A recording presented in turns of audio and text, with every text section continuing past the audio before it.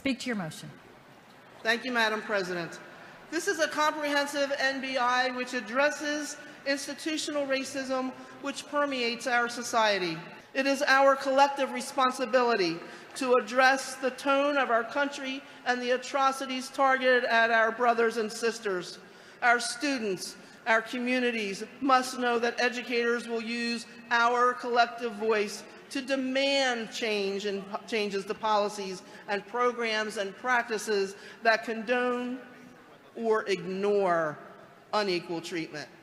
Our students must know that we want them to be safe, and the National Education Association must lead our nation through this very difficult time.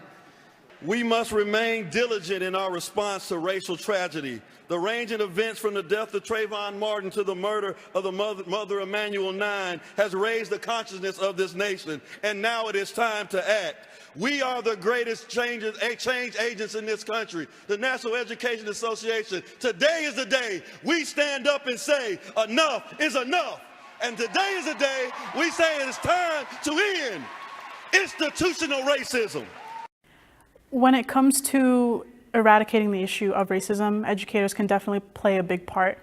I feel like the most important thing is essentially acting as a role model. It's one thing to say that something is an issue and that it's wrong, but on a few personal experiences, I've seen an educator say that, but then act another way. We need to get rid of the race codes on the standardized tests, because they use those and that information to say that the underperforming schools are underperforming because the kids are of color, and not because they're under-resourced, they're understaffed, their class sizes are too big. None of the things that we know have a real impact on a child's educational performance.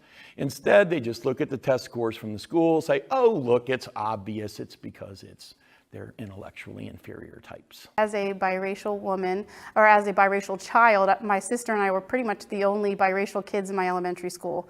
And I had a teacher who didn't have a problem with black students or white students, but the biracial child in the classroom, which was me, she really picked on me often. It just hurt me to the core to have my teacher picking on me day after day after day because of the color of my skin, the choices that my family made. And I just never realized that people could hate someone because of my color. That was the first time a teacher was the first person to ever show me what racism really was like. I used to think that colorblindness was okay. It's not, because it devalues the person, and it devalues what they bring to the table. It devalues their past and their culture and their experiences and their livelihood, their life. And I wouldn't want someone to treat me that way. It's the thing about it being a black man has so much to be careful about. The way that he talks, the way that he walks, the things that, I mean, his mannerism is just totally different.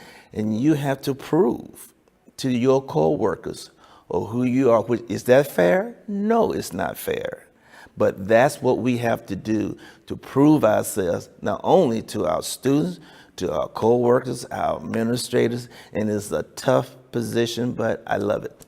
I remember being called the Mexican girl. You know, that's the girl that doesn't speak English, and going home crying. I feel that you need to teach students that every voice matters. And I think a lot of times people stay quiet. People don't want to speak up because they're afraid. But I think you have to point back to history. You know, things would not have changed if you wouldn't have had those brave individuals that stood up. And you have to use that intelligence that you have to speak up for what is right so that people listen to you. It's important, I think, as educators, sometimes we avoid these difficult conversations, but we hurt the kids more than we help them. And we have to be willing to have the conversations.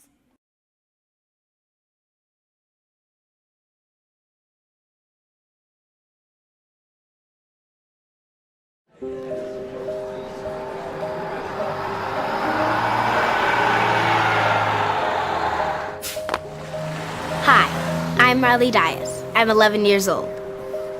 A lot of grown-ups think that opportunities exist for all kids, and all we need to do is apply ourselves. But I know that's just not true. It shouldn't matter if you live in the city or suburbs, on a farm or a reservation, or what your zip code may be, but it does. there's still rules to keep our schools separate and unequal. Why? We spend a lot of time talking about whether what someone says or does is racist, but that's not enough. You not liking me for the color of my skin is not the only thing that can affect my chances for success. I'm talking about the built-in barriers that could keep me and other kids from reaching our full potential. It's all around us. We might not recognize it, even when it's right under our noses.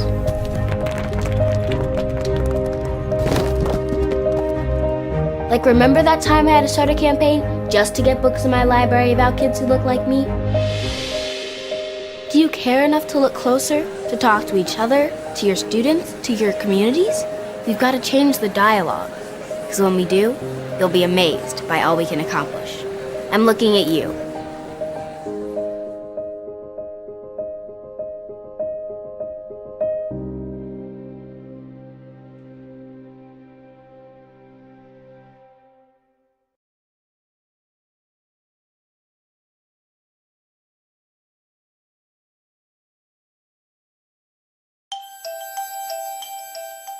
When a kid gets in trouble at school, we used to send them to the principal's office.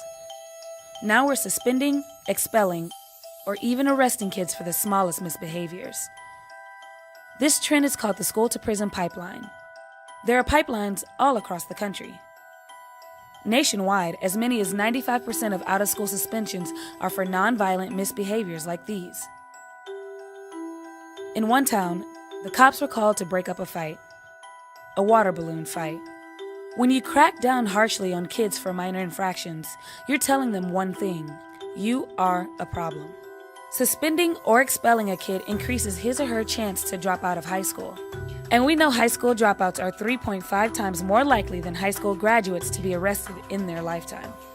Sending a kid to juvenile detention center also makes crime more likely in their future. Kids who are incarcerated are 67% more likely to be back in jail by the age of 25 than similar kids who didn't go to prison. And this zero-tolerance policy doesn't apply to everyone equally. In Wake County, North Carolina, which has one of the largest school-to-prison pipelines, 40% of black kids caught with cell phones were suspended, while only 17% of white kids were suspended for the same thing. Though blacks and Latinos make up only 29% of public school students, they make up 70% of students involved in in-school arrests or who are referred to law enforcement. Schools even crack down on special needs students, arresting them for the very behaviors that stem from their special needs. 32% of youth in juvenile detention are special needs students. That's the school-to-prison pipeline, another way that the United States incarcerates more people than any other country on earth.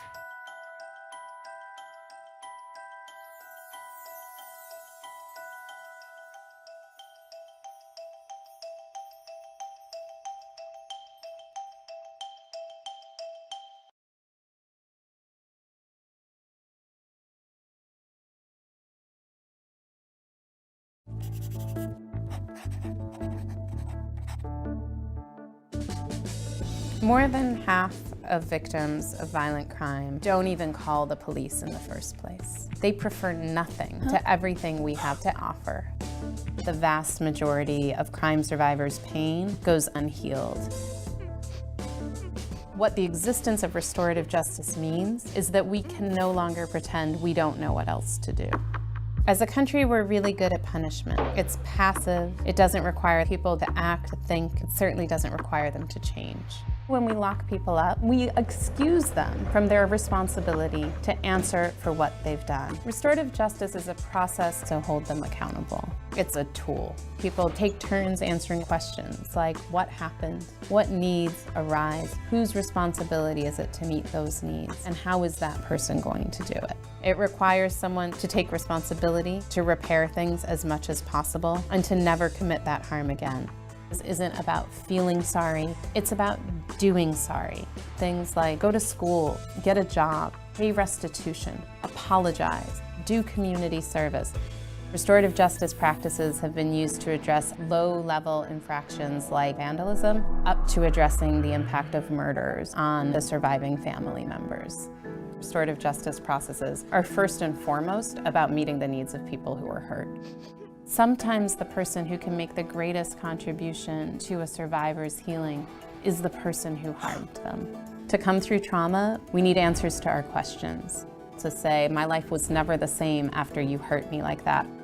Crime survivors want the most safety possibly available.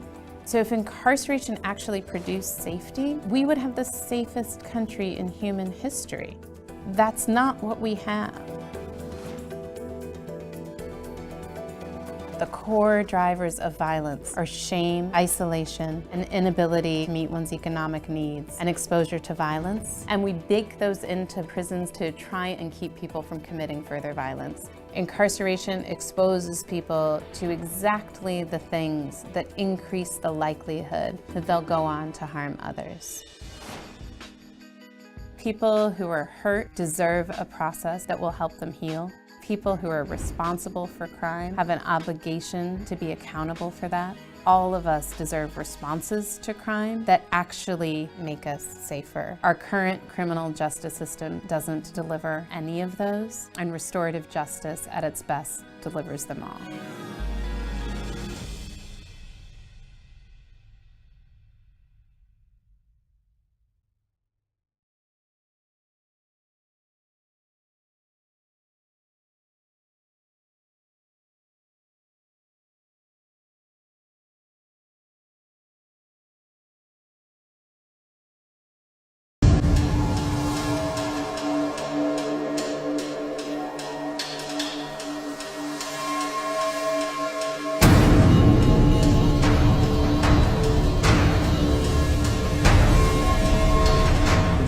They wanted to destroy our identity, and they put us on these boarding schools. I'm one of them that they put in these boarding schools.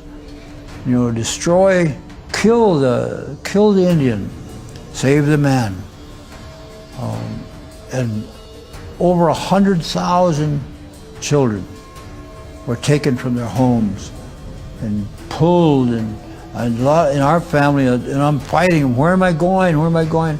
You know, and my mom and my grandma are right there, and I'm trying to hold, you know, trying to hold on to them, and they come and take us apart. And, but that scene was, multiply that by 100,000 children that were taken by force from their mothers and from their grandmas and grandparents. That destroyed the language. Mm-hmm. Destroy the songs. Mm-hmm. Matter of fact, you couldn't sing any native song. You couldn't speak any native language. The vernacular would be English, and English only. That's how they wrote it up. In the boarding schools? Yeah. And there was corporal punishment there. But there was also, I mean, I was in a school where there was priests and nuns. That was the first one, and I heard the screams, and I was part of the screams, and the running away, and the beatings, and the whippings by belts and leather and raping. I heard those screams. It just, I hear it today. I said I would never forgive this government for allowing a policy like that to be inflicted upon us. And so historical trauma is still with us. And that's when Standing Rock happened, all of this trauma and saying, hey, we're gonna go, we gotta go support them at all costs.